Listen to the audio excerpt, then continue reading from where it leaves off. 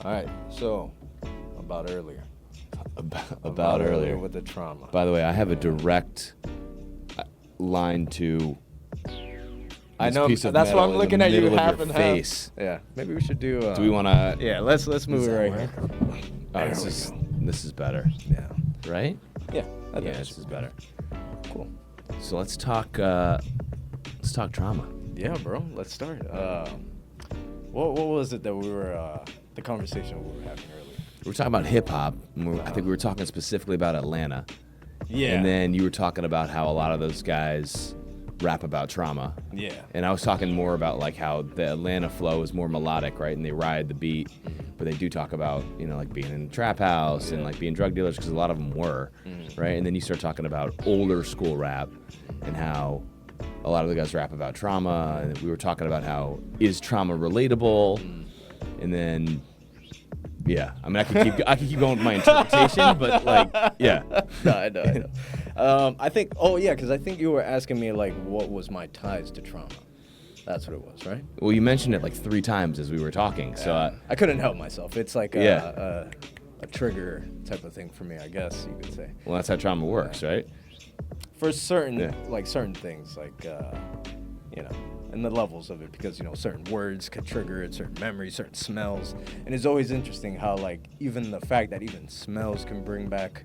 Sure. Yeah, it's insane to me. So what is it for you?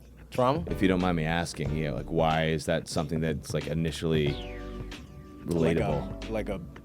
Or did you have a early trauma? No, I think it's just more of again with the psychology of like the human body and the mind. Yeah. How it works, how like even the tiniest little detail of you could be doing the most random thing ever. Let's say I have a deck of cards, and let's say in the past I used to play cards, and then it's connected to some type of trauma, and I'll see the ace of spades, and I'm like, Yeah. But just like little things like that, like I think that's fascinating. At the same time, how the human body will just be like into this shock, or it brings you back all these memories that you've put in the back file of the cabinet, and then here you are. So. Have you ever watched what's the Disney movie? It's not Inside Out. The X Games? No. No, it's not Elemental. Is it Inside Out? That one's good too. And it might be Inside Out. It is Inside Out with the emotions. With the emotions? Yeah, that was a great fucking. It is the most Yeah. like spot on interpretation of how emotions work, and like the most well articulated film I've seen. Yeah, I think so too. Well, side note, Soul was one of my favorite movies. I don't know if you've ever seen it. I haven't seen Soul. No. Bro. I need to catch up. I only watch like deep psychological thrillers and like You do? murders. Ooh, Yeah. Seven.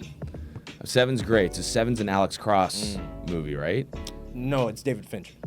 It's what? David Fincher, the director who made it. No. But isn't it an Alex Cross tale? Isn't Morgan Freeman? Oh, I'm not sure about that. The whole isn't thing. Morgan Freeman Alex Cross in that? So there's So Alex Cross. There's a series of books that were based on Alex Cross, who's this DC detective who encounters different serial killers. DC, like DC Comics? Like Washington, D.C. Oh, like location. Okay. All right. Yeah. Okay. I'm not sure about that one. That's I a think. good Can you fact check us? Fact check this is either complete bullshit or it's for Seven. Yeah, See if the movie Seven's that I Alex was Cross. showing you. Yeah. Was that the character's name? That I think that's Morgan plays? Freeman's character is Alex Cross. Oh, I like those type of like mindfuck movies that just have you guessing and shit. Yeah, it's like Along Came a Spider Yeah. was another one, and Morgan Freeman played the same Type of character. No, same exact character. Yeah. It was Alex Cross. No. No? never mind. Google Alex Cross movies. For Morgan Freeman movies, it was Kiss the Girl and Along Came a Spider.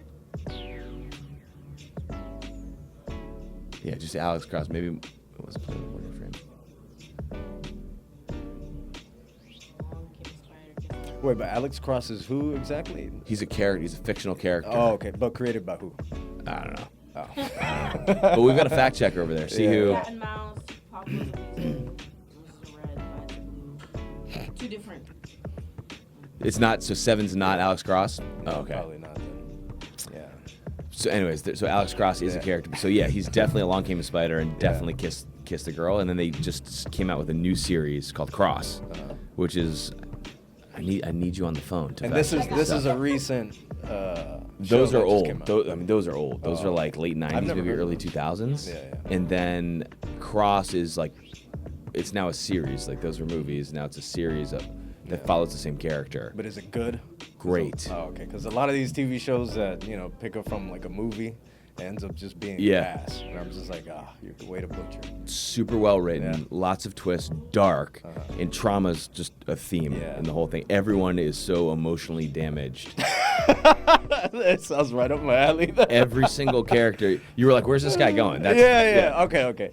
They're all so damaged, and something like that manifests in the character and how they do what they do from some backstory. It's cool. Right. You'll enjoy it. I got a good question.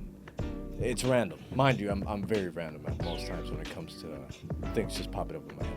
If you can name 3 movies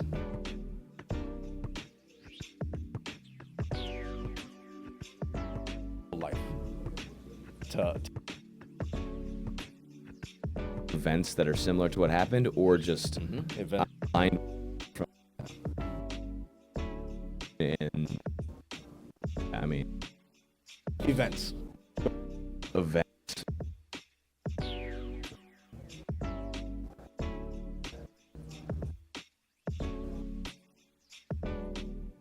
Yeah, but I'm gonna get it.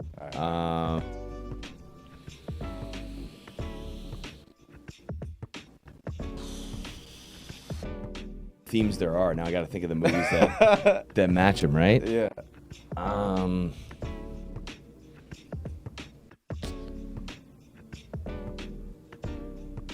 Summer Catch. Which one was that one? It's with Freddie Prinze Jr. and he's playing in the Cape Cod Baseball League. No, I haven't seen that one. Okay, so yeah, he's playing the college baseball league for the Chatham A's. I didn't play for the Chatham A's, but a lot of my life was baseball and playing in summer leagues, and like falls in love with a girl, and like you always fall in love with some girl when you're playing summer ball. And I was in North Carolina and he's in North Carolina, so that resonates with me. I think the show Dave, the Lil Dicky show. I mean to watch that show so much, but then I always get sidetracked. Is it actually good? Because I heard Excellent good show. things about that. So it gets like a little weird. What's like, it about? It like there's like a bunch of male nudity and stuff in like this second season that gets like a little stupid. It's extremely well written.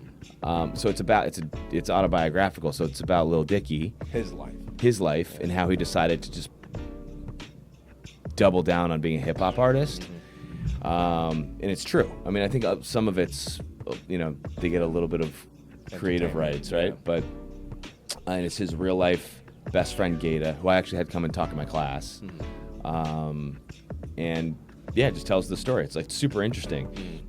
And actually, it's very aligned with what I'm doing right now, segueing from a pretty traditional career in real estate and construction and development into doing music and entertainment and partnering with these guys, running a class. Like, it's very non-traditional. Yeah. And so I'm actually encountering a lot of the same things and experiences, which is cool. Okay. I think the issue that I have with the show, I mean, it's my opinion, is that it's better than it thinks it is.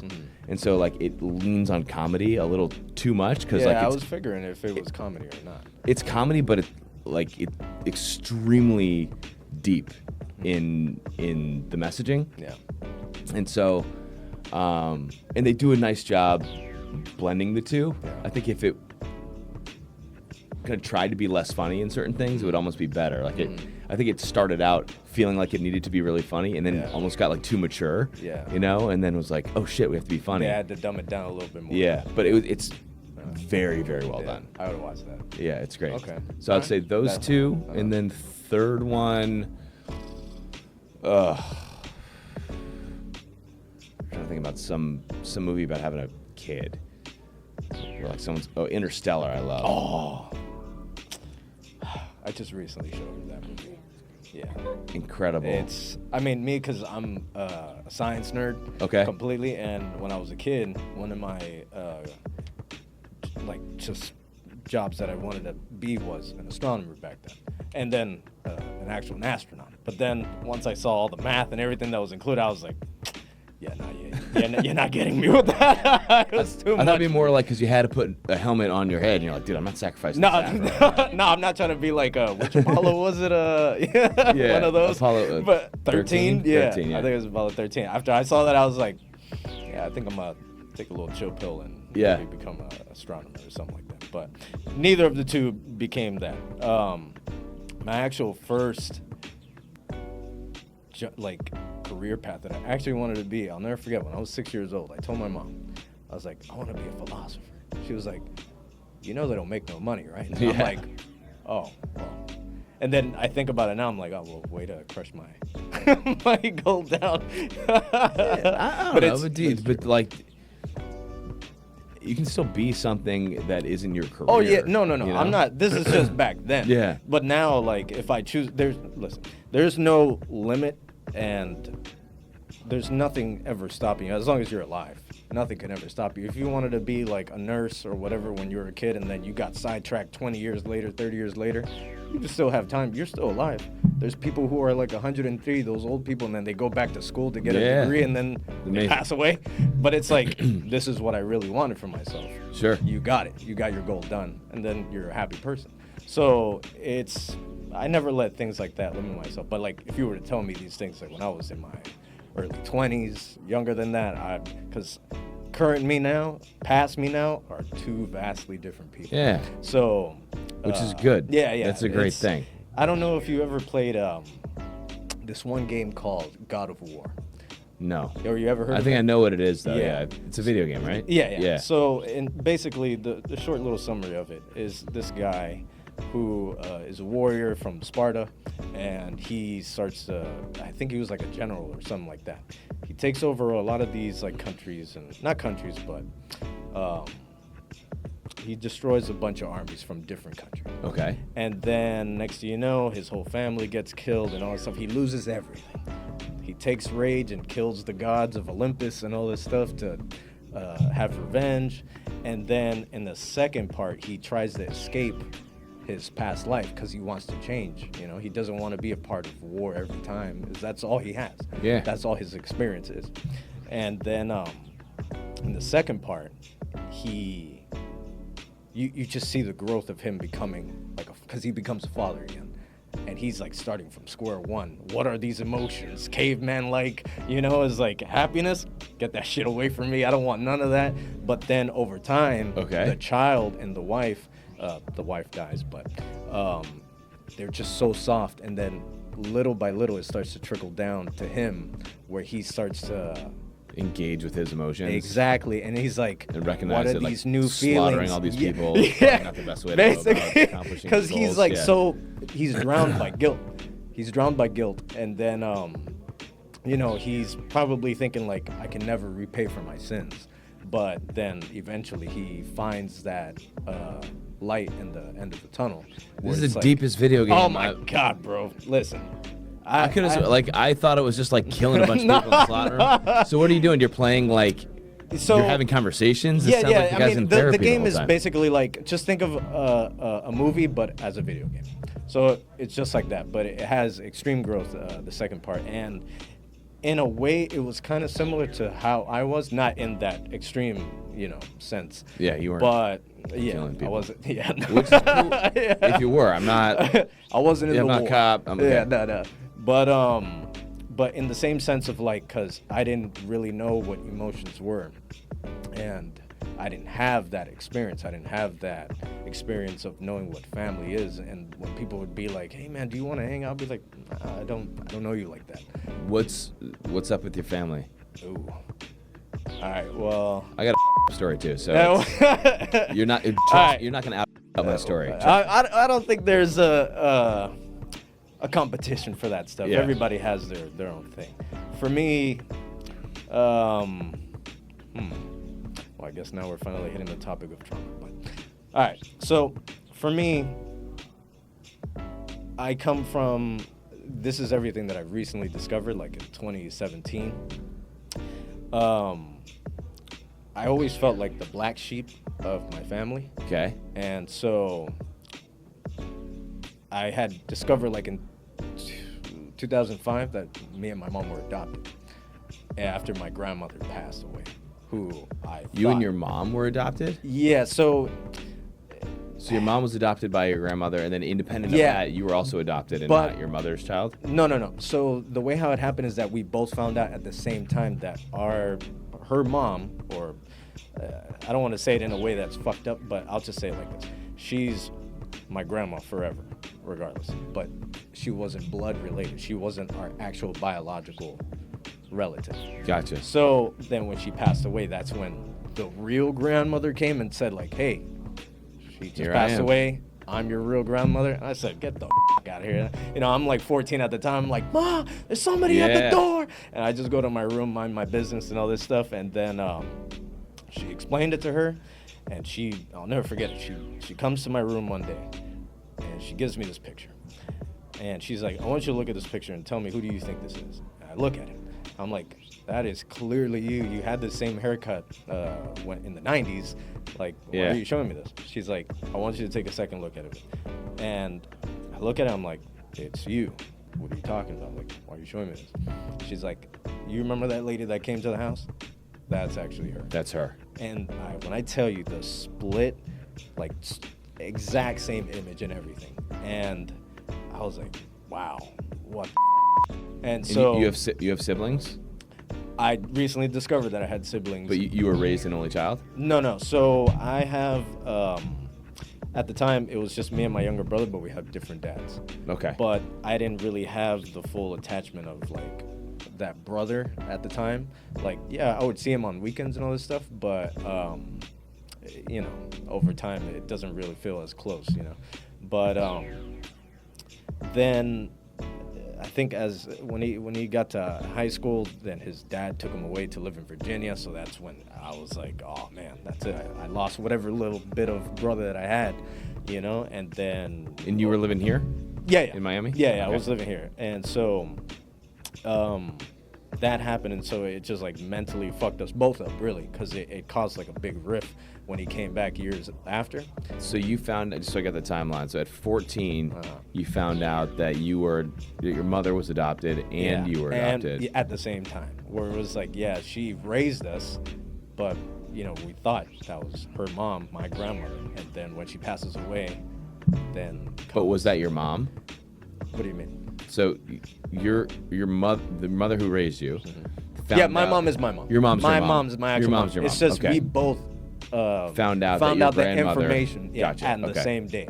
So that's when we were like, oh, so you know, we were basically adopted this whole time. Yeah. So that just like for my mother, it's much more complicated because you know they're old school, and when you try to talk about like trauma stuff, they're like, Yeah. just keep that in the back. Why are you bringing this up? What good is it gonna do to me? And years before, I would always be like, where do I get these talents from? Where do I get these facial features and everything? Because I would question my grandma. I'd be like, how come your nose doesn't look like mine? Yeah. You know? And Are you saying your facial features are a talent? no. 'Cause I'm like, yeah, dude, you not like got a that. great look. Yeah. No, not like that, no. But just like her facial features and my facial features, like not to say that we were far off looking not similar or anything, but there was just some bits of her that I'm just like, I think it's like a biological type of thing where it's like, you know how when you have a twin brother and you just know like to finish each other's words and all this stuff? Yeah. Kind of like similar like that in a sense. But yeah, and then basically as the years go by, I start to finally know about my mom's side of the family because I never knew my dad until Gotcha. 2017 when it was like COVID time, somewhere Okay. around there. So 2020. 2021, 22. Then I discovered my dad, and then I found out his side of the family, and I had like 2 or 3 extra siblings. That man was hoeing, and he was doing all the Well, the that's things where that you could he think. clearly had talented facial Yeah. features. But the as well. talent for me, like music wise and all these other things, and like when it comes to fearlessness, comes from him. From him? Yeah, because he to this day he's like 56, 57. I was young. Yeah. How old are you? I'm turning 34, so 33 right now. Okay. But I go by Jesus years and just be like, yeah, I'm 34 right now. Okay. I don't wait till my birthday. But heard so that then before. I like because the thing is, we were always very active, and it's either arts and sports. Okay. So then again, with the same thing, like, where I get all these things from. And my mom, she's more on the musical side of things, but she would also have the athleticism. But when I met my dad, I was like, oh, now I see where I'm getting majority of all this stuff, because he was a jazz drummer back in the day. Very and, cool. Yeah, and he skateboards, he surfs, he paraglides and parachutes and all this. He does all the crazy It's amazing. Where's he live? Yeah. Somewhere up north, and I cut ties with the man. Okay, all right. Because of the whole dark past. So basically, the whole synopsis of this whole thing, figuring out like the people that I was raised with, and again, it just never felt like family to me. Sure. Because there was just some type of gap that it's like I'm always checking up on you guys, but I'm not really getting checked up on. So then once I found out like the backstory of everybody, I'm like, now I could see like why I'm here in this spot, you know, out of all these years, when I'm just trying to figure out like, why am I in this situation? Why am I, you know, around all these people that I'm around? Because the thing is, like, I grew up around a lot of people that were just murdering people, drugs, gangs, all that type of stuff. But in a sense, I don't know how to pretty much describe this. For my grandmother, I grew up seeing one side of her, but I kept seeing things that I was trying to put together that I wasn't really understanding. And it didn't match your as a concept kid of her. As Right. a kid, because you know when you get You older, also probably hadn't been exposed to what the other side was, so Yeah. that's why you couldn't make any sense of it, right? Exactly. You didn't know the world Exactly. existed. yeah, and so like I knew it existed, but not fully, because I guess I didn't want to believe that it Sure. existed. So in a way, I was trying to shield myself from, you know, believing of what I'm Yeah. saying. So then, growing up, once I started asking about my grandmother, and like, oh, like, what was she like as a person? You know, I talked to my mom about her, but again, there's a slight gap where certain things she doesn't want to say. So now I'm here trying to play Mr.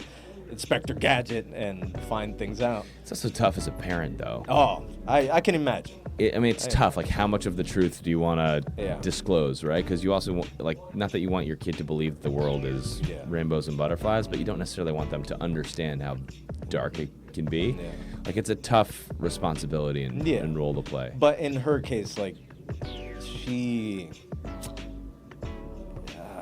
how can I put it? It's not like it's gonna hurt me, because we've already been through it together. Yeah. Like, she's already seen through all the stuff that we've been through together, and also like the things that I've been around and experienced. So it's like, you telling me this is actually much, how do I say it? Less dangerous. Sure. For my mental health. Yeah, So because it takes the question out of it. Exactly, It gives you and confirmation, so at least exactly. you have the information, now you can figure out how to move forward, right? Exactly. And for me, ever since I was a kid, like, I'm always been obsessed with, like, not obsessed, but like, I wanted truth. I wanted to know the truth of life. I wanted to know the truth of this whole society. Because before, and when I was a kid, I used to think these crazy thoughts in my head where I'll be like, oh man, if I was ever like, what was that one movie with Sean Penn, River or something? The river runs through it?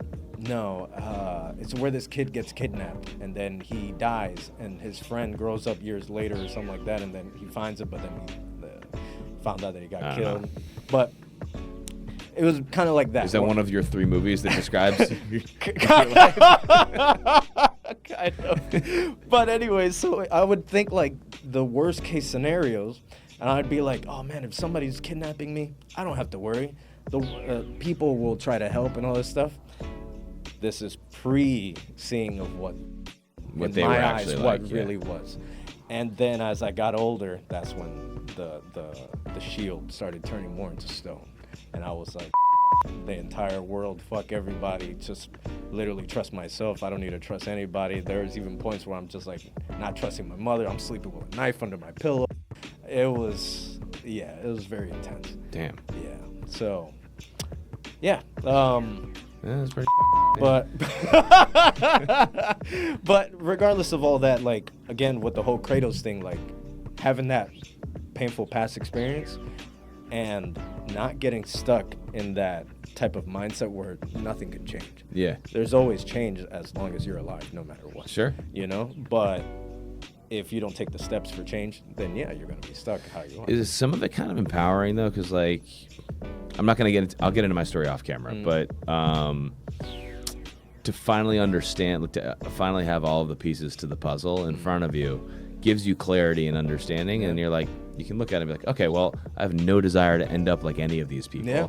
So it can be on me to be the catalyst for change, right? And that's powerful because you have every opportunity. Like, the odds are against you. I think most people who have these types of things that happen to them can lean on it as a crutch and be like, well, that's why I'm and that's why everything else I do is Or you can be like, you know what? I like that I don't like the odds, which is going to make me succeeding even more special and more rewarding. And then you start beating the odds on one thing, and then you're like, wow, I can do it again.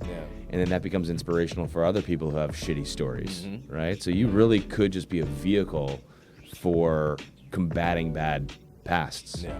Right, and represent that. Exactly. So, I don't know what the percentage are. I could make something up and say 90% of people who have we don't know the statistics, but yeah. But I would venture to say more people with heavily traumatic pasts don't do well, and rationalize that it's okay because most of the people around them have similar situations. That's just normal.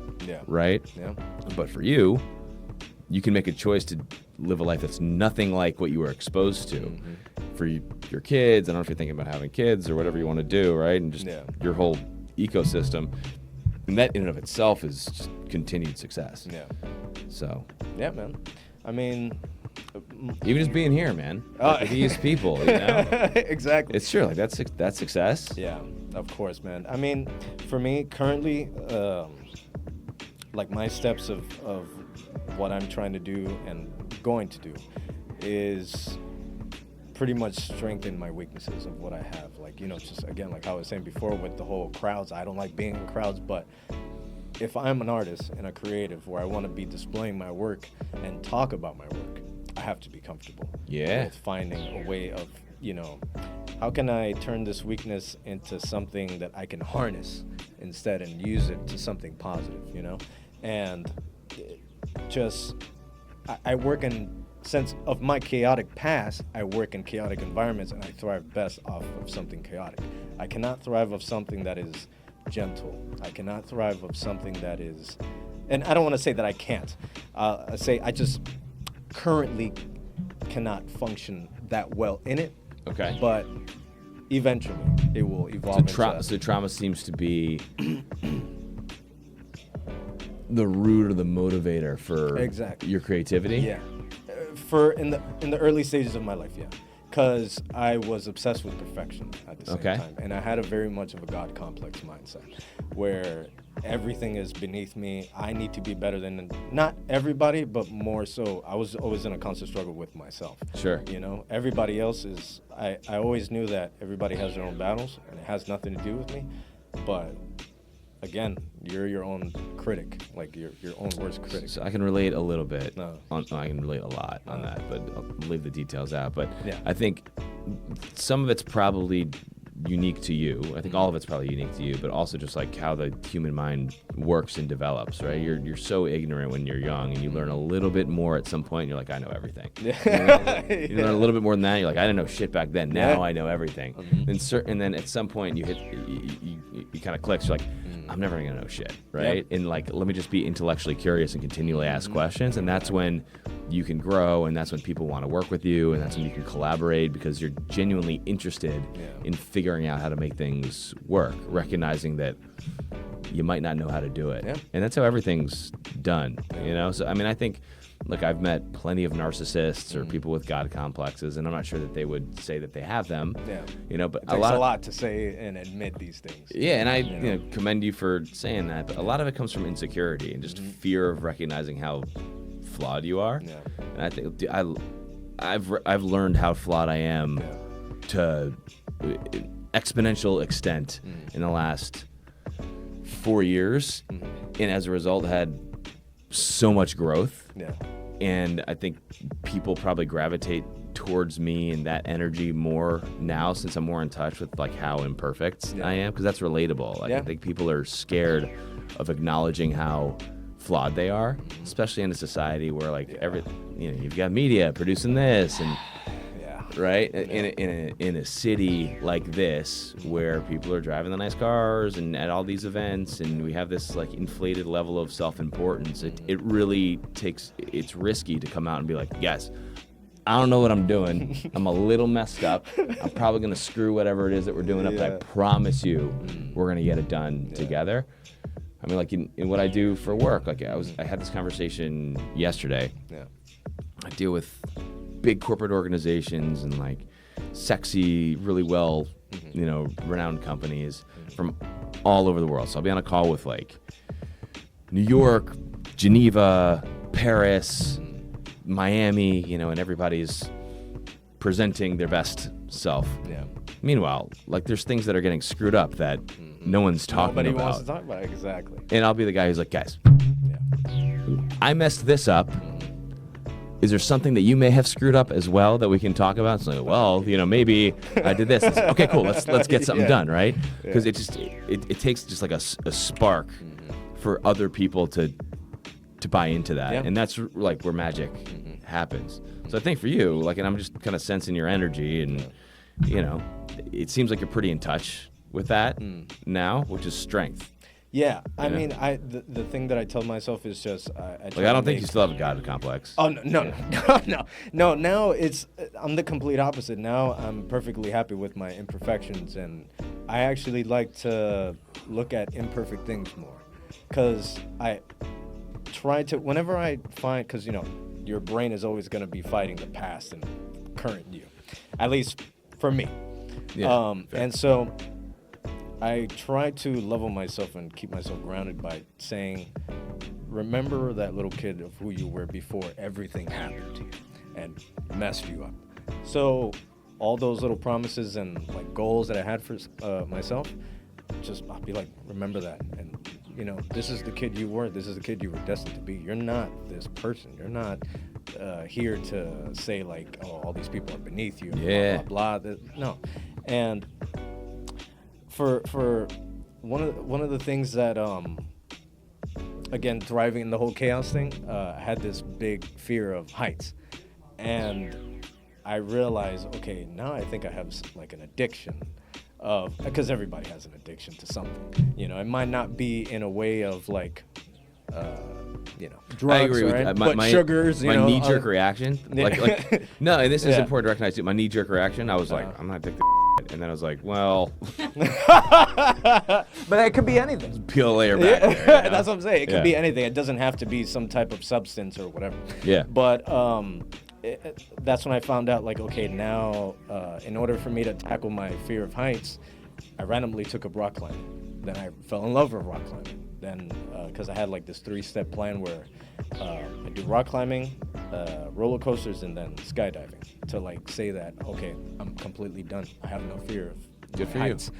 So, in a sense, I tackle everything else like that, where it's like, I can't, again, gently go step by step to something. I have to be put in the fire automatically, because that's all I know, and that's where I thrive best in. But I try to do my best to say, hey, step-by-step program here and all this stuff, and let's see how you do. And it's rough. It really is rough, because mentally I'm like, holy we're not getting nowhere. I struggle with the same thing. It's completely new to you, and you don't know how to do nothing. And after a while, the more, again, you repeat it just like anything else, you start to know, okay, like, these are the emotions I'm gonna have. These are the steps I'm gonna have. Now you know how to control it, how to harness that fire. So let's wrap up, because you got a party to get to. But all right, a couple things, right? So like, a lot of people can just overanalyze things and just never do anything, right? In that experience of just trying something completely new, up at 100 times, and then coming out the other side with something that you're proud of, then you'll jump into anything, right? And be like, okay, it sucks right now, but I know that I'm eventually, and the challenging part is if you're impatient, waiting or going through the process to get it right, because it takes longer if it's something completely new. So that in and of itself is a talent or a skill set you might not recognize. And then last thing, 3 movies. Yeah. Oh, actually, you know And what? don't say Batman. No, You no, can't. bro. Yeah. Christian Bale, though. Yeah. Well, Michael Keaton first. Nah, Christian Bale, I think. I come from, I'm an old man at heart. But Michael Keaton Okay. first, then Christian Bale for me. Robert Patterson, but, I dug him, but, when you said baseball, the first one I thought about in my head was, I forgot the name of the movie, but it's with the one with Keanu Reeves. In that baseball movie back in the day, early 2000s, and then this little black kid gets killed, and it's Shit, 'cause yeah. it reminds me when of he's me. got like the little league, he's a little league coach. Or Exactly, and I was like, and that one is kind of related to mine. So, but I forgot the name of it. But that one I could put as one. Oh my god, what a fucked up movie. Yeah. Yeah. Oh. And I'm here laughing. I'm sorry. What's another one? Life movies. Cable Guy with Jim Carrey. And definitely as the cable guy himself. Were you a cable guy? No, no, not for AT&T. But no, just more of the fact that he was raised in front of the TV. He didn't have like a parental figure and everything. Yeah. So his TV was like His guide to exactly the to world. life. Exactly. So partially It's pretty a big part of introspective. it That's was good. like that. Wow. Cable Guy and The Truman Show. Okay, why Truman Show? He thought he was living in a world that was, One way and then it was complete again. How Yeah. when I was a kid, and I then thought, he made that cognitive. and That's he it, was like, it's time for me rebel. to explore and get Yeah. the hell out of here. So I would say that one. Great answer. Yeah, man. So All right, good session. all right. Yeah. Good stuff, man. All right, we'll wrap it up. All right, let's I don't do know how it. to turn this stuff off. Yeah.